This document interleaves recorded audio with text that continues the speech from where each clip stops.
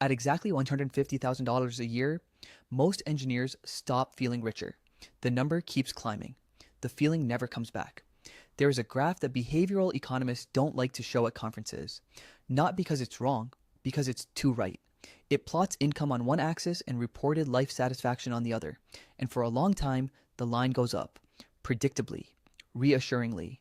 $40,000 feels better than $30,000. $80,000 feels better than $60,000. The correlation holds. You earn more, you feel better. Simple, clean.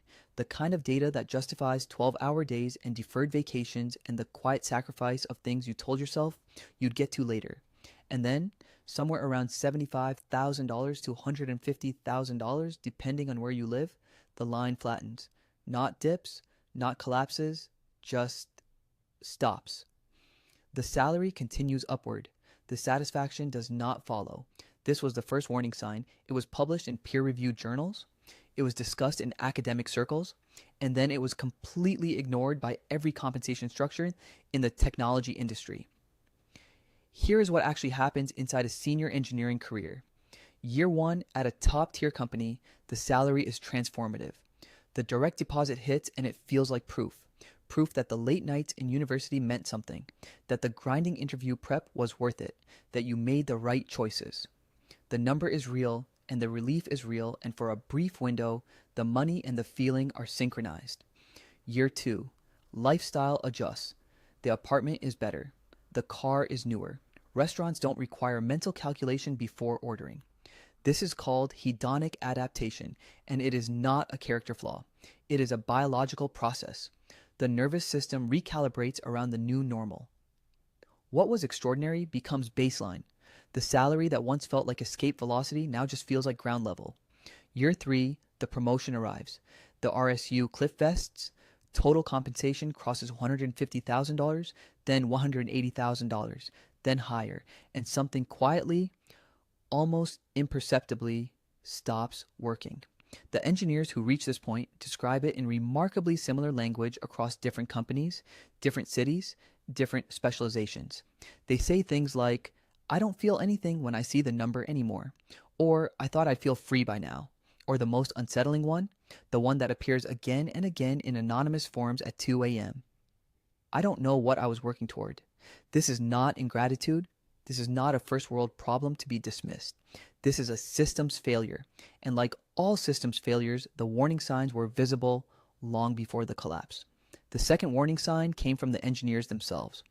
In internal engagement, surveys at large technology companies, satisfaction scores among senior individual contributors, the people earning the most, building the most, the ones the entire product depends on, these scores were consistently lower than junior engineers, not marginally lower, significantly lower.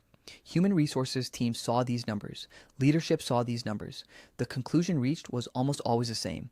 Offer more equity, increase the compensation band, add another tier to the career ladder. They gave more of the thing that had already stopped working. The third warning sign was attrition. Senior engineers at the peak of their compensation, engineers who had spent years accumulating institutional knowledge that could not be replaced in 6 months or 12 months or sometimes ever, these engineers were leaving. Not for competitors offering more money. They were leaving for smaller companies, lower salaries, projects they actually wanted to work on. The exit interviews said this plainly. The data said this plainly. The response, almost universally, was to build better retention bonuses. More money. Structured so it handcuffed you to the calendar. Golden handcuffs, the industry called them, and the metaphor was accurate in a way nobody seemed to want to examine too closely. Handcuffs made of gold are still handcuffs. What the research actually showed, what the flattening line on that graph was always trying to say, is that beyond a certain threshold, money stops solving the problems that money can solve and starts obscuring the problems that money cannot solve. Autonomy, meaning, craft. The feeling that what you build matters and that you can see where it matters and that the people around you understand what it cost you to build it well. These are not soft concerns. These are the variables that determine whether a person with irreplaceable skills stays engaged or quietly begins a long process of psychological departure that precedes physical departure by anywhere from 6 months to 3 years. The system knew this. The data was there. Instead, the industry built ever more elaborate compensation structures to purchase the presence of people whose minds had already left the building. And here's the part that should unsettle you. This is not a story about companies failing engineers. It is a story about what happens when we mistake the price of a thing for its value, when we build our entire sense of progress around a number that stopped telling the truth about our lives somewhere around year 2. The engineers who figured this out early, who looked at the flattening line and understood what it meant before the golden handcuffs closed, they left. They took pay cuts. They found smaller problems they actually cared about solving.